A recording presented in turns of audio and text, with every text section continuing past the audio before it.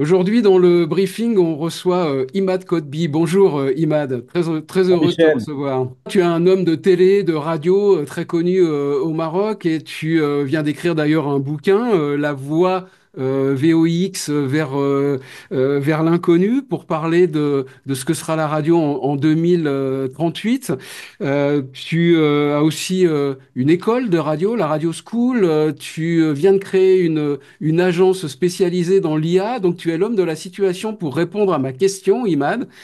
D'après toi, qui maîtrise bien l'intelligence artificielle, quels sont les outils que les radios peuvent utiliser déjà aujourd'hui pour faire de l'argent? Hein, on peut faire plein de choses, des programmes et tout ça, mais comment on peut gagner de l'argent? Et est-ce qu'au Maroc, il y a déjà des radios ou des structures qui gagnent de l'argent en audio avec l'intelligence artificielle? très bien, bonne question. Alors, pour répondre à la dernière, oui, effectivement, il y a une radio nationale au Maroc qui utilise l'IA à travers l'outil qu'on propose chez iGency et qui génère, par exemple, une capsule sportive qui est sponsorisée par une grande marque de paris sportifs ici au Maroc. Donc, du coup, en termes de production, donc, ils gagnent énormément et en termes de production aussi et de personnalisation pour la marque. Avant, c'était le cas classique qu'on connaît tous, hein. Il y a un journaliste ou un animateur qui va présenter ou qui va enregistrer ou un speaker qui va faire la voix off. Aujourd'hui, on a le speaker disponible 24 sur 24 et qui crée lui-même du contenu. Donc, ce n'est pas magique. Alors, quand tu parles de personnalisation, est-ce que tu peux nous donner quelques exemples?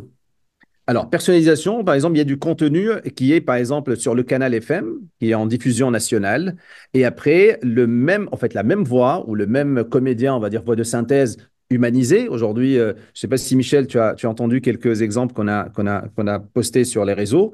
Aujourd'hui, on arrive à avoir des voix, mais vraiment humaines, avec de l'émotion, avec du jeu. Ça, avant, ce n'était pas le cas. Aujourd'hui, c'est le cas. Et on personnalise en fonction des régions. Aujourd'hui, on a, en fonction, par exemple, le journal sportif, on aura un journal dédié pour le PSG, un journal dédié pour Olympique de Marseille, un journal pour Lyon, pour Lille, etc. Et après, il y a un journal global qui est diffusé sur le canal FM en national. J'ai vu et entendu que tu viens de produire une campagne de pub pour Bank of Africa, donc c'est pas un petit annonceur, avec un spot chanté généré par l'IA.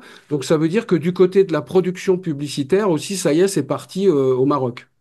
Justement, ça parle. En fait, le Maroc, on est sur un grand virage, une grande transformation digitale. Aujourd'hui, c'est tout un chantier à l'approche de la Cannes 2025, la Coupe du Monde 2030. Enfin, tous les chantiers sont ouverts et ils sont tous sur la digitalisation. Alors, pour revenir à la production de Bank of Africa, justement, la méthode classique était de contacter l'agence. L'agence va faire un casting de chanteurs ou de rappeurs, appeler une boîte de prod, enregistrer, ça prenait énormément de temps. Le concepteur qui va écrire ou l'auteur qui va écrire la chanson, ça prenait au moins dans le cas classique, ça prenait au moins entre 1 à 2 semaines. Si on est en intense entre les validations, etc.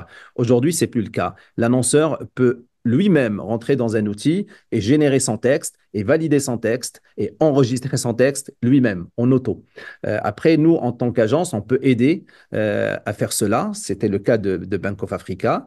Donc, ils ont validé le texte. On a créé un casting de voix pour eux, rap. Ils ont validé la voix.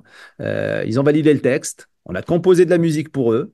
Ils ont validé le tout. Et on a mixé tout ça grâce à l'intelligence artificielle. C'est un process qui a pris 24 heures.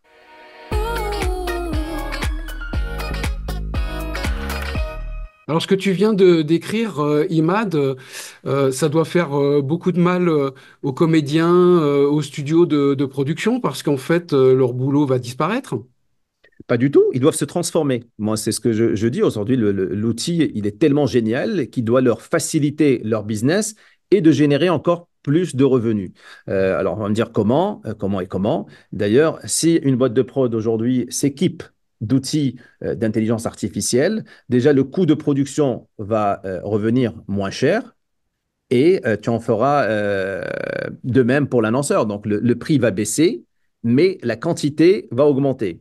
Moi, je le dis toujours, en fait, le gagnant final dans cette affaire, c'est la marque, c'est l'annonceur. C'est ni la production, ni l'agence. Parce qu'aujourd'hui, moi, j'ai eu cette confrontation avec les agences.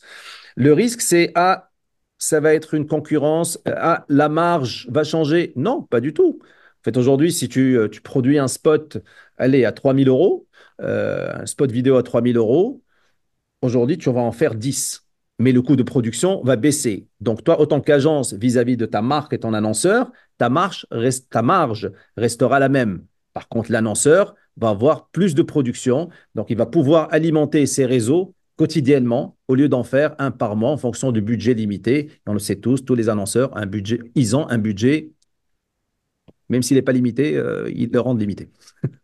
En synthèse, Imad, alors quelles sont vraiment les pistes sur lesquelles les commerciaux radio, les régies publicitaires radio doivent en priorité s'intéresser du côté de l'IA, encore une fois, pour les aider à générer du revenu?